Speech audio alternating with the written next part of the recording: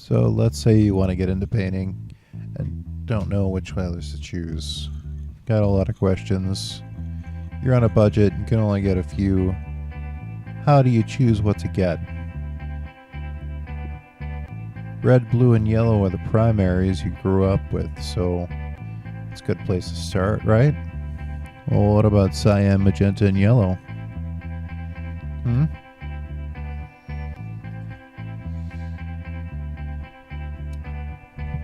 Are those better?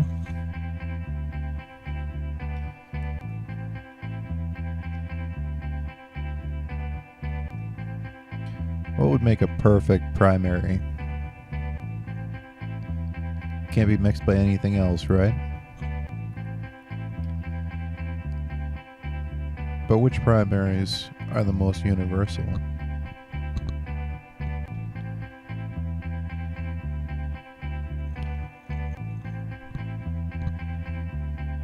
Yeah, let's take a look at both of these.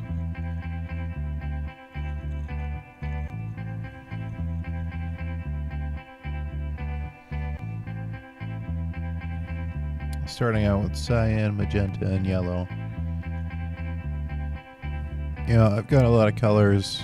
You don't need this many colors. You really don't.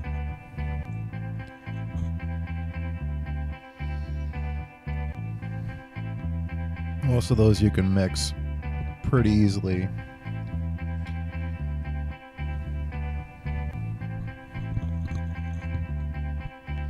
It all comes down to whether or not you want to do a lot of mixing to get those colors, and whether or not those colors are even possible with the primaries you choose. Now, cyan, magenta, and yellow.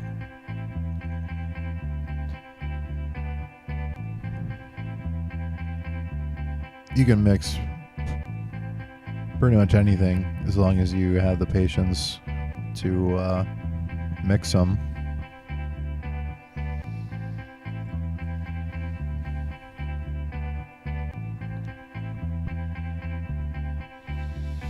So let's start out with the cyan. I've selected a few paints that I had on hand to get pretty close to true cyan. First I put out Winsor & Newton's Cerulean Blue. I really like it. It's kind of a pale blue. It's good for skies. Nice granulation. Then I had the Daniel Smith Cerulean Blue Chromium.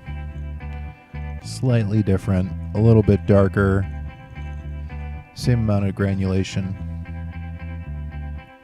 Also good for skies. Then I got the Daniel Smith Manganese Blue Hue. And all a hue is that it's not the authentic pigment. It's a very close approximation. Technically, it's a phthalo blue, but manganese is kind of it's a very toxic pigment. And then last, the cobalt teal from M-Gram. Now, comparing them, the closest is probably going to be the cobalt teal. So we'll be using that one. Now onto magenta. First up is the Mission Gold Permanent Rose. I actually have two different formulations from Mission Gold. This one was the single pigment. I believe it's the newer one. Same one that's in the Daniel Smith Quinacridone Rose, which is the second paint that I'll be using here. They're both really close. I think the Mission Gold is a little bit brighter than the Daniel Smith one. Next is Cobalt Violet. Now this is a very interesting color. It's a little bit closer to what would be considered true magenta, but it's not as saturated. It's very low chroma, and also it's a very interesting granulation. very weak color. And then finally is a Rhodonite Genuine from Daniel Smith. Now this is a very unique color from a unique line where they take minerals and turn them into pigments. And in thicker applications you can see a little bit of sparkling. And comparing them, definitely going to have to go with the Mission Gold. Now onto our yellows. I'm going to start out with the Cotman series Lemon Yellow from Winsor & Newton. Cotman is their student series, so it's not quite as highly pigmented. It does actually use a different pigment than most lemon yellows.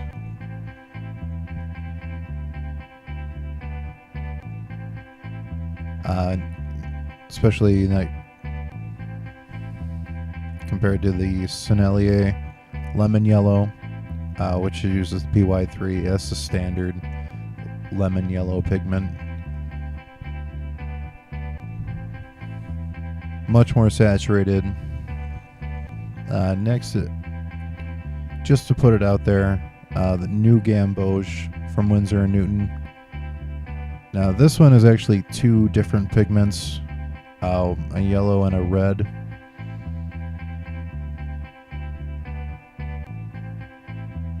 Definitely a little bit too dull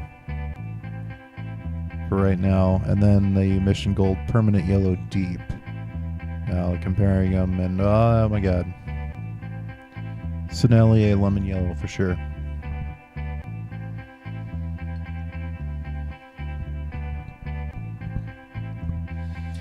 So let's go ahead and paint them out.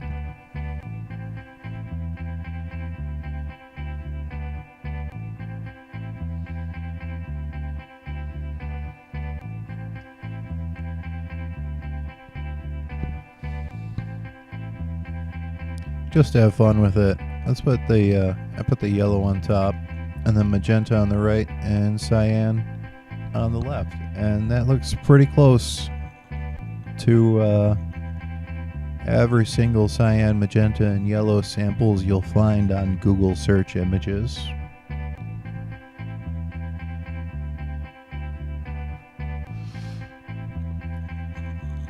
Now that we're zoomed in, let's mix up some colors. So here we got like a yellowish orange. Actually more of a middle orange. Here we got a red, kind of a middle red, maybe warm red. Definitely got a cooler red right there.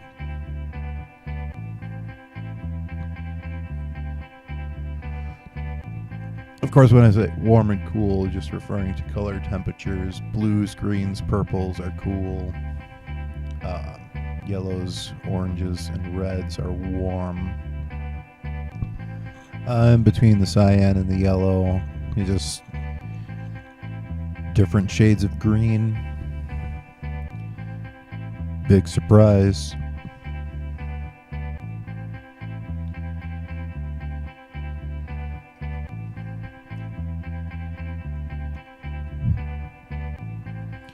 And going between the cyan and the magenta,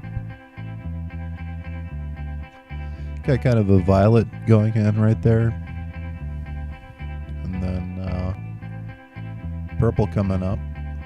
Yeah, that's purple. And then next is going to be more of like a darker blue, a deeper blue. So that's cyan, magenta, and yellow. You can get a lot of different colors through that. Now, what about red, blue, and yellow? So let's get out some just standard blues and some standard reds. Starting out with the ultramarine blue from Sennelier.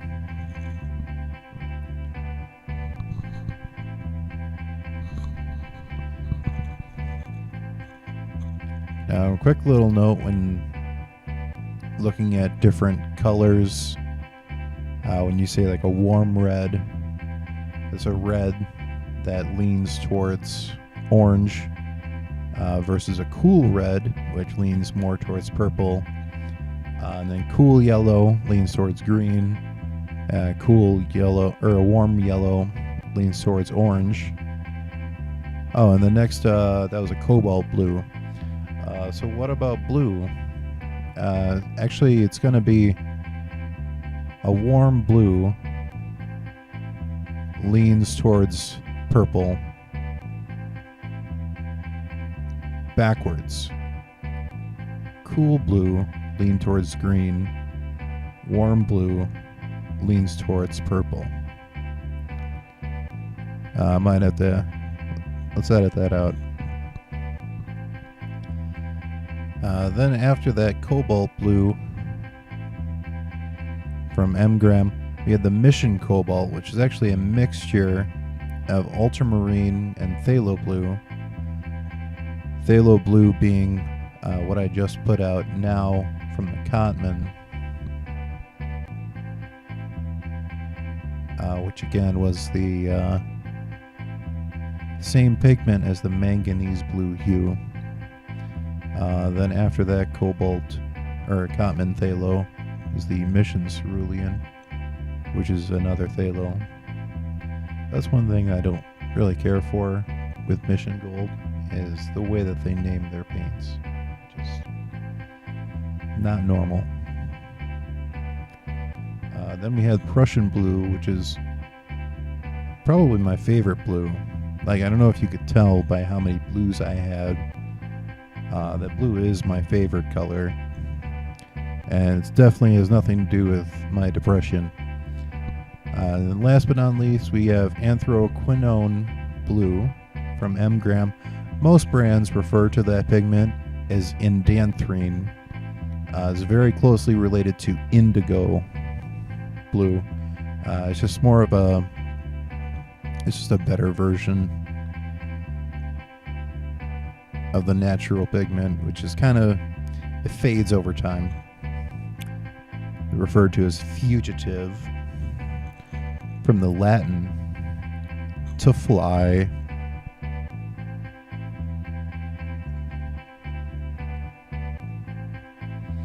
All right, and now onto reds. Not a huge fan of reds. Just gonna throw that out there. But I do got a few. I started out with a cadmium red. Gonna have to edit that too. From Winsor and Newton. Then onto the Sennelier Bright Red, which can't really tell you much about that pigment. Not rated. Then onto the Mission Gold Permanent Red, which is kind of a nice middle red. And when you say a middle red, it doesn't really lean towards orange or purple. Well, this one kind of leans a little bit purple, but and then the quinacridone red, which is definitely a cool red. That one definitely leans towards purple, violet. And that one was also from Sennelier. Just taking a closer look here. Yeah, both the Senneliers, they're very transparent, very good for glazing and layering up your colors. And for yellow, we're just going to stick with the lemon yellow from Sennelier.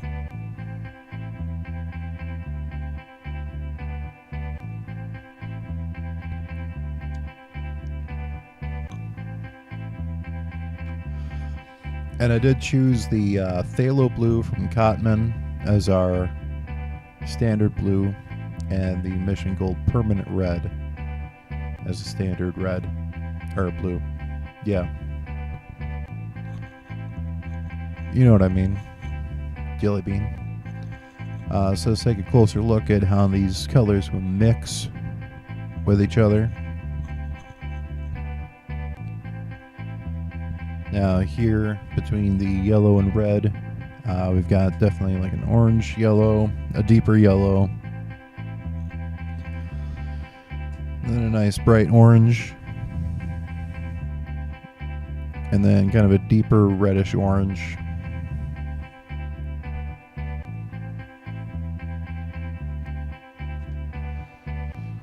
And now between the yellow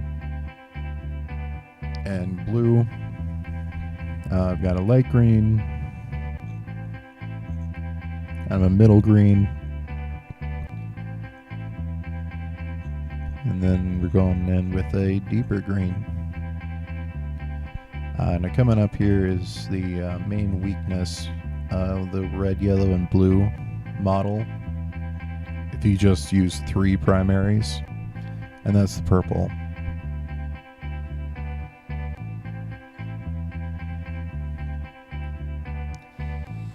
So here we've got kind of a deeper blue, and then an even deeper blue, kind of a muddy blue, and then a very desaturated purple violet. Let's just go ahead and label everything. Well, not everything, but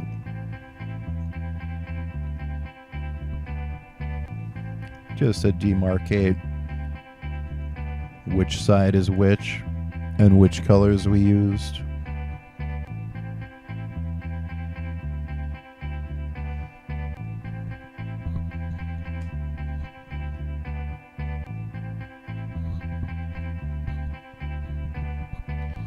Alright, so that was the cobalt teal, the mission permanent rose, and the Senilli lemon yellow, and then the Cotman phthalo and mission permanent red, plus the same lemon yellow. Now because the mix on the cyan magenta yellow one was a little watered down, let's just go ahead and see if we can't get a more intense mix going on and do a more direct comparison between the two.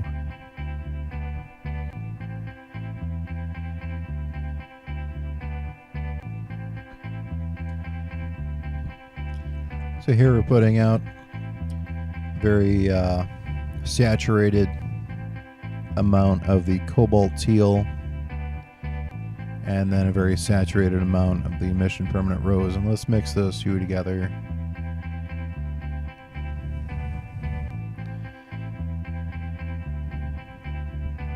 Alright, let's get a little bit more cobalt teal and get on in there.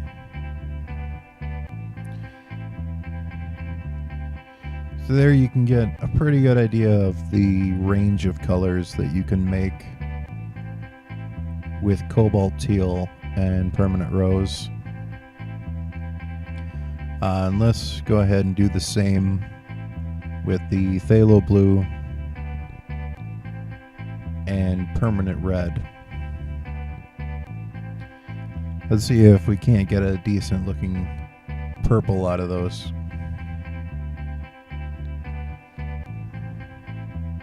You can see it very quickly muddies up and you get a very desaturated purple and violet. Let's zoom in here and get a closer look. You know, there's just no comparison between the two. I mean, you're gonna choose cobalt teal and permanent rose, but let's say we chose a different blue for our starting blue.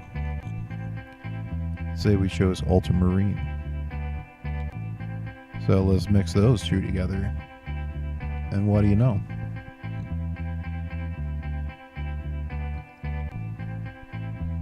That's pretty good. But let's see if we can't do a little better. What if we chose a little bit of a different red? Like the quinacridone red. Let's see how those mix with. And yeah, that's even better, even brighter.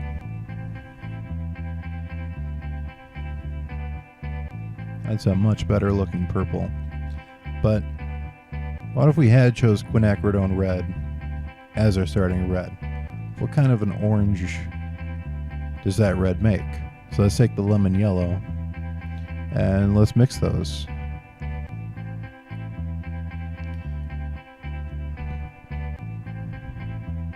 A little bit more red. You know, it's not terrible. Well, let's do a direct comparison now. Let's get that permanent red back in there and compare those.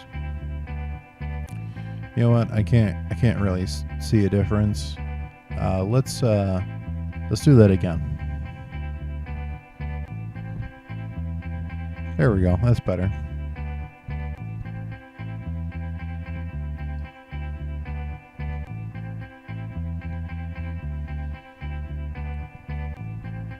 All right.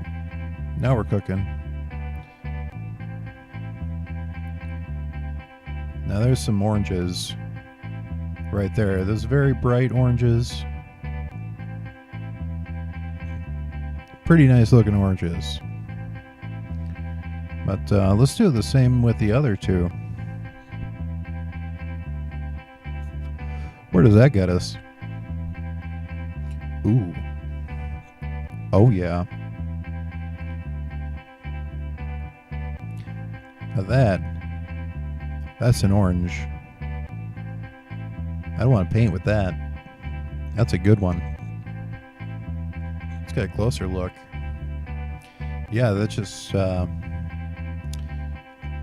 that's what happens. I mean, you change your red and you get a better purple, but your oranges suffer. Oh, what about green? So since we changed our blue, let's try out the ultramarine blue. Let's see what kind of greens that one can make. So we take our lemon yellow, mix it with the ultramarine, and you know, you get orange or green. I know what I'm talking about.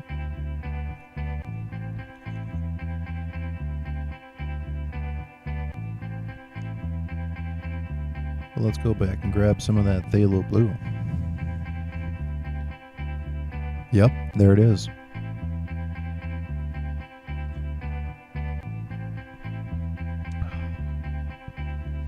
So what kind of greens we get here? Ooh. Oh, that's a nice green. Yeah. There we go. Much brighter.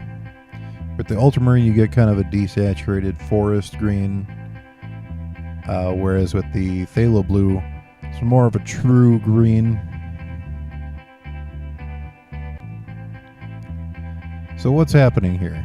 Why are we getting really shitty colors with two, and then much brighter colors with a different set of two? Oh, it all has to do with the color wheel, which when we made our color wheels, we're not really making a color wheel as much as we're making a color triangle.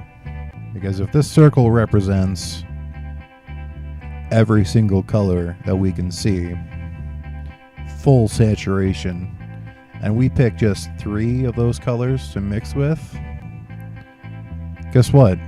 We're missing all of these other colors at their full saturations. Now with cyan, magenta, and yellow, when you're picking just 3, that's a good 3 if you're going just trying to get full saturation of as many colors as possible. But if we chose, like a red, blue, and yellow, you're not getting as many colors. You're missing some that you can mix with cyan, magenta, and yellow. And actually, it's a little bit closer to, that red isn't quite as close to the center. It's a little bit further out. Let's just say right there. And then that blue is maybe a little bit further out. So, you know, with that mix, you're getting some colors that you actually can't get at full saturation or better saturation than you could with cyan, magenta, and yellow, especially red.